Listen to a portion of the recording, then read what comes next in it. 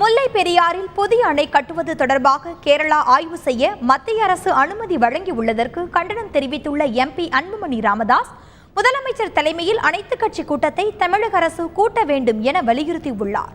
இது தொடர்பாக அன்புமணியிடம் டெல்லியில் உள்ள எமது சிறப்பு செய்தியாளர் சலீம் நடத்திய நேர்காணலை பார்க்கலாம்.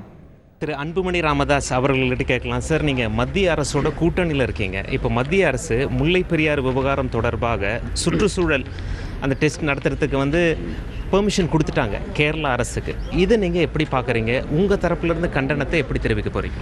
அதாவது இதை நாங்கள் கண்டிக்கின்றோம். காரணம், இந்த ஒப்பந்தம் 999 ஆண்டுகளுக்கு இருக்கிறது முல்லை பெரியார் ஒப்பந்தம். இதல்லாமல் சமீபத்தில் உச்சநீதிமன்றம் நல்ல தீர்ப்பு ஒன்று கொடுத்து அதில் அணை நல்ல வலிமையாக இருக்கிறது. அதனால் 136 அடியிலிருந்து 142 அடி அதை நீர் கொள்முதலை உயர்த்தலாம் என்று அவர் அனுமதி கொடுத்தார், தீர்ப்பு கொடுத்திருக்கின்றார்.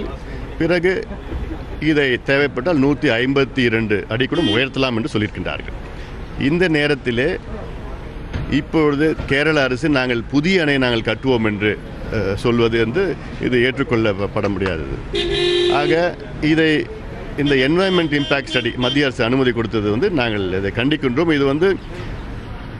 இதை தொடர்ந்தால் இது 2 மாநில பிரச்சனை. இது 2 மாநிலங்களுக்கு பிரச்சனை இருக்கும், சட்டம் ஒழுங்கு பிரச்சனை வரும். இப்போ மேகதாடு சம்பந்தமாக கேரளாவுக்கும் கர்நாடகாவுக்கும் தமிழ்நாடும் பிரச்சனை இருக்கிறது. அதே போன்று இது தொடர்ந்தால் தமிழ்நாட்டிற்கும் கேரளாவுக்கும் பிரச்சனை வரும். உங்களுடைய அடுத்த கட்ட நடவடிக்கை என்ன முல்லை பெரியாறு? நான் அடுத்த நாளைக்கு சென்னைக்கு திரும்பி எங்கள் கட்சியில் நாங்கள் கலந்து பேசி மருத்துவர் ஐயா தலைமையில் இது சம்பந்தமாக நாங்கள் அறிக்கைகள், கடிதங்கள் எழுதினா கூட வெளியிடுவோம்.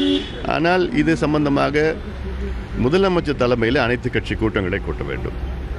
தமிழ்நாட்டினுடைய எந்த உரிமைகள் இருந்தாலும், இது கேரளா, இது முல்லை பெரியார், மேகதாடு, காவேரி பிரச்சனை அல்லது கச்சத்தீவு பிரச்சனை, மீனவர் பிரச்சனை இருந்தாலும் ஒட்டுமொத்தமாக கட்சிகள் சேர்ந்தால்தான் அதற்கு தீர்வு வரும்.